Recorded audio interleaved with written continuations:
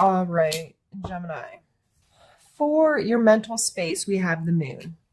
I always think about, because you see the moon card here, but it looks like the sun kind of around it. Moonlight is sunlight. It's just reaching the earth in a different way, right? It's being reflected off that moon onto us.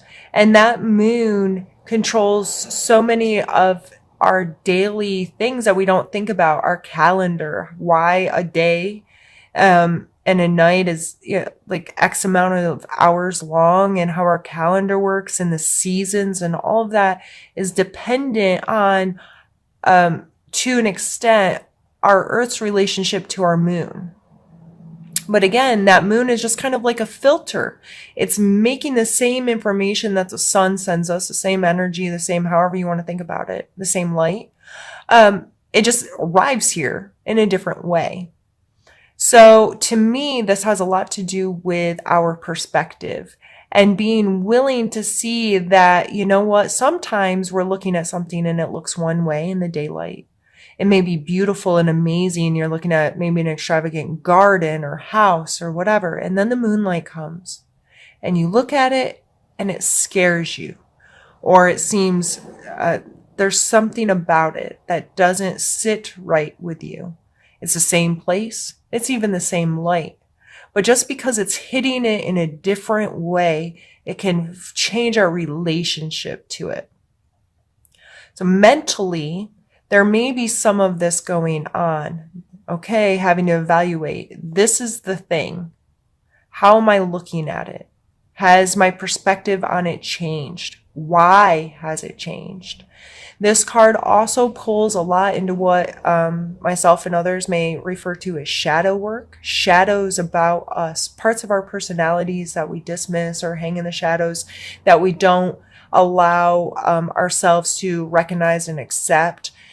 Things mirroring can come into play, as in what stands out or what you dislike about someone the most may be something within you that you dismiss or you don't give time or attention or acceptance to.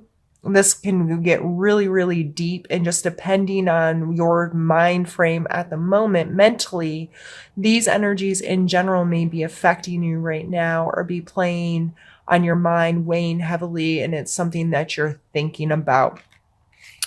If you have any more comments, questions, or concerns regarding this card or any cards, please feel free to reach out to me. I like to have conversations with people. I'm more than open and willing to do that with you. In your physical space, we have the Five of Wands. Now, they're obviously fighting, right? It looks like there's some kind of battle being waged here. However, they look like juveniles. They're not dressed like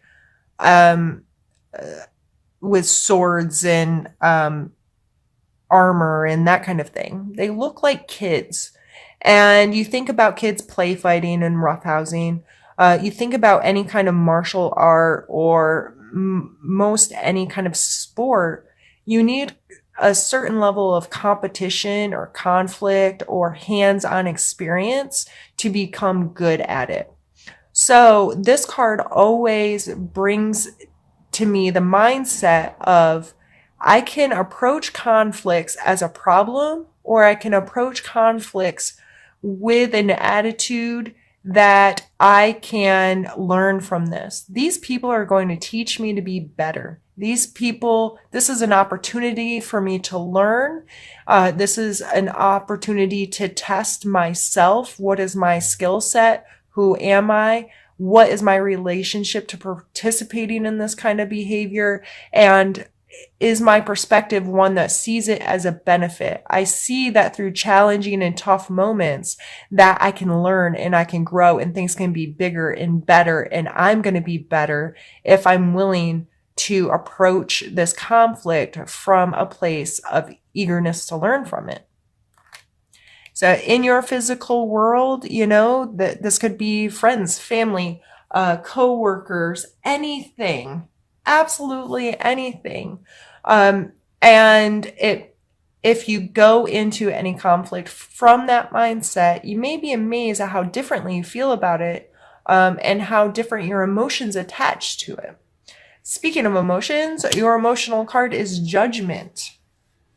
So, emotionally, you may be very connected to judging, being either judging other people, judging yourself, feeling judged by others, feeling like you have to maintain some kind of standard to be quote unquote good or okay with them. Emotionally, that can be a very taxing energy. I would recommend asking yourself questions based on your relationship to the word judgment. What was the very first thing you thought of? Did you think of religion? Did you think of a specific person in your life or a situation in your life? Your relationship to yourself? If you're spending time standing in a mirror picking yourself apart, is that a healthy behavior? Is that emotionally healthy for you? There's lots of little things that come into play here. It may, you may want to look into furthering your education on what that is and what that does to us, whether it be self-help guru types on YouTube, reading some kind of book, engaging in conversations with people you trust their judgment and trust that they will be open and honest with you regarding your feelings on it. That's just something you may want to explore a little bit this month and be mindful of. Call yourself on your bad behaviors. If you catch yourself judging yourself or others, why am I doing that? Why does my brain want to work that way? How can I not do that? You know, some of that kind of stuff. And spiritually speaking, we have the 7 of coins here. This card really makes me think of patience. This person went out and did all this work to grow whatever this is. He tilled the land. He made sure that the soil was right. He's watered it. He's weeded it. He's done all the work. And it looks to be growing quite beautifully. However, it cannot benefit him if he doesn't give it the time it needs to mature. So if you're feeling spiritually like I'm not where I think I should be, I'm not as connected as I think I should be, or, you know, I'm not ticking these boxes and I'm not being rewarded for my diligence, this card reminds us of patience and being able to understand that things take time. If you've implemented new routines regarding your spirituality and you're just like, well, I'm doing X, Y, and Z. Why am I not feeling better or feeling, you know, whatever I expect to feel? You may have to take a look at your expectations first off, but you also need to be understanding and considerate that good things take time to grow. Sometimes it's a lot of little over and over and over again. Going out and plucking that weed and going out and watering it and being involved, and that in time it will grow and it will be reliant on how much effort you put into it. If this guy half-assed this plant, you know, and didn't take out all the weeds and didn't take care of the soil properly, didn't give it all the water it needs, it may still bear fruit, but it may be lacking because the nutrients and the work that he needed to do wasn't there for it. So again, patience and being okay with things not meeting some expectation that you had placed on it. What I'm going to do now, Gemini, is pause the video, move the cards out of the way, and get ready for our second part of the reading.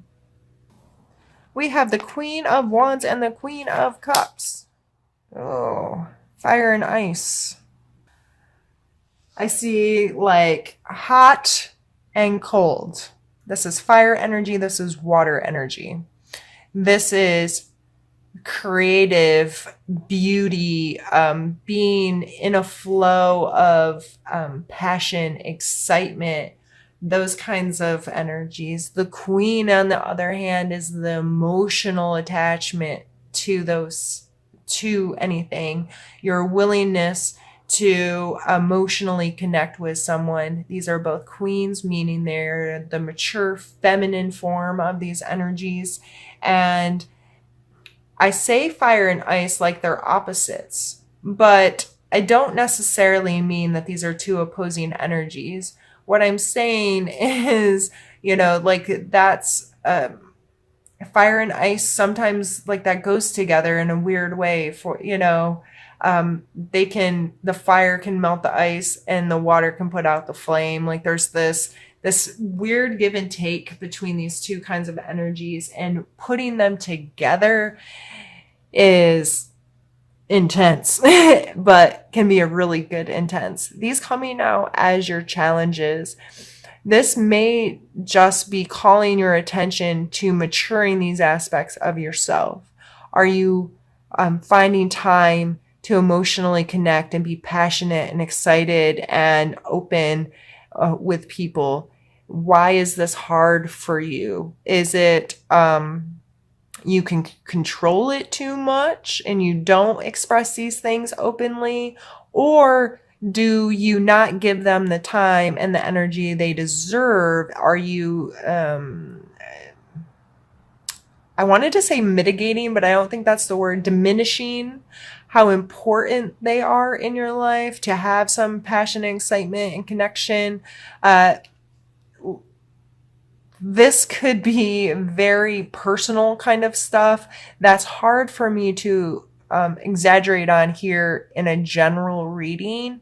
But when I started talking about these energies, if something came to mind specifically, and these may be two people you're dealing with, one's really fiery and one's super emotional and sensitive and connected emotionally into something, but another person's just excitement and raw, and you're having to deal with all this. It could be playing a part in this conflict up here of having to deal with other people's extreme, you may feel their extreme energies, or these may be, being that you are the Gemini, these may be two aspects of yourself, both your fire and your water elements coming up, and how are they going to play together, and how are you going to express this in a healthy, mature way?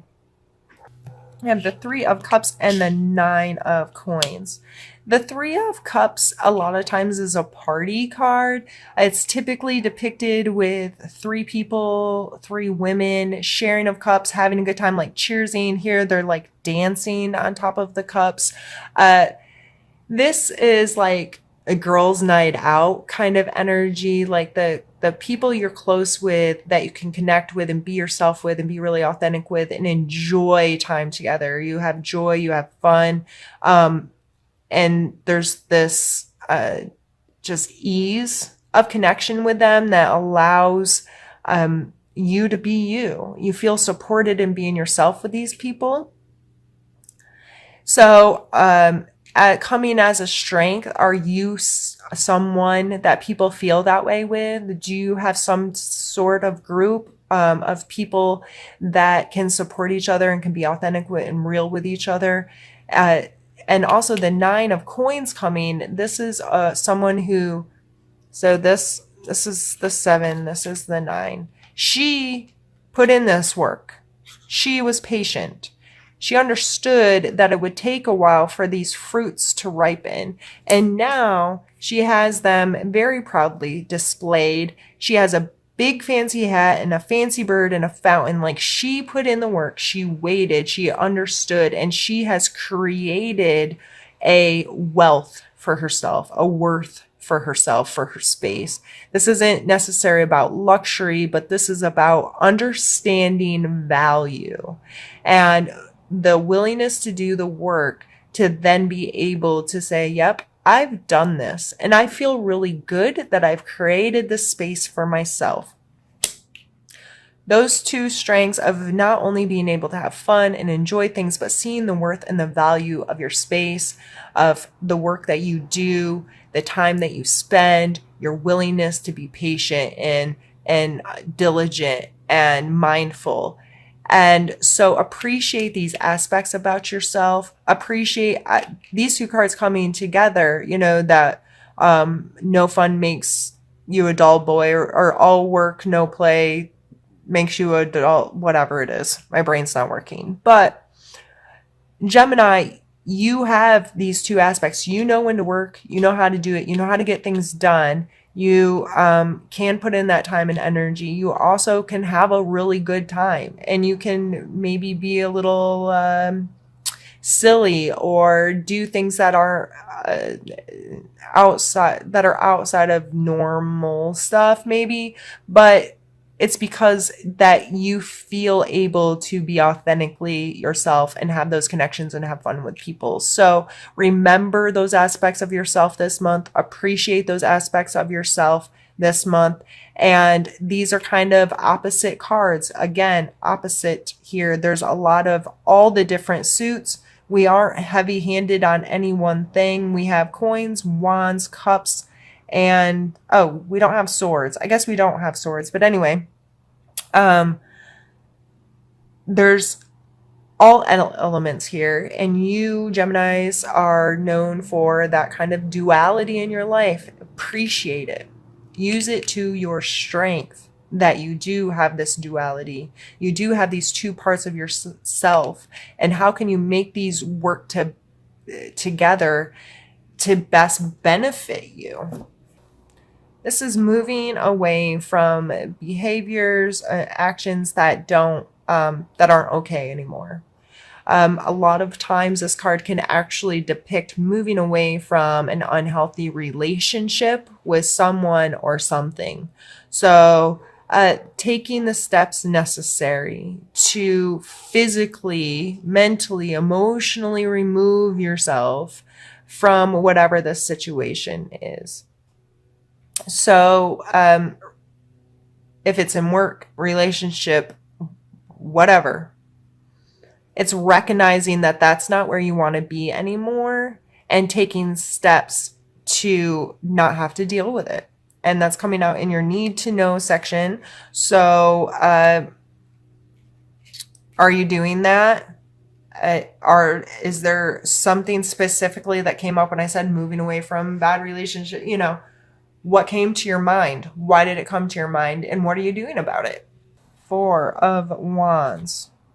Out of the whole deck, these are the two kind of party cards. As you can see why. There's people dancing in both of them.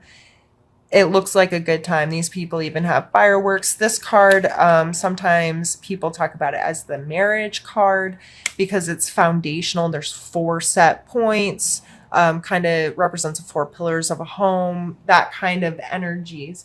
But there's also a creative freedom because it's a wands card. So dancing, I think, is a very good representation of that. People feeling music. Why is music a thing? Why is it so important to us? Why and how can it affect us so deeply and inspire us? And if you turn off the sound on your favorite movies and just watch them, and it's different. Like the music plays such a role in affecting our perception of life, and the good and the bad and the scary and the exciting and all of that. So this coming out in a suggestion card, I'm really getting this carefree connectiveness feeling, this in the flow. When people are truly connected to music and they're just dancing and they're going, they don't care what they look like. They don't care about someone else's perception of them. They are just letting the music move their body. Now, if that doesn't resonate with you because you don't know how to dance and you don't get that, you likely have some other form in your life. Do you paint? Do you doodle? Do you draw? Do you craft in any way? Are numbers your thing? You know, I'm thinking of an accountant for some reason, where they can get lost in the flow and things just feel good and right, and they're just there enjoying it. So look for those places to have that kind of freedom this month, to let yourself just be yourself and have some joy and dance your little rear end off if you need to. But All right, Gemini, this was a really fun reading to do. I think that if you look for the opportunities, and it's all going to come down to your perspective, as always, your perspective on the situations and the conflicts and the opposing energies, or the even within yourself, to appreciate them and to know that, you know, it's all perfect. It is. It might not always be comfortable or pretty, but it's perfectly arranging you for to take the next step and have another awesome experience. You know what I mean? Like, just enjoy the fact that you're a human and you get to wake up day after day and do it over and over again, and you can control your perspective on all of it.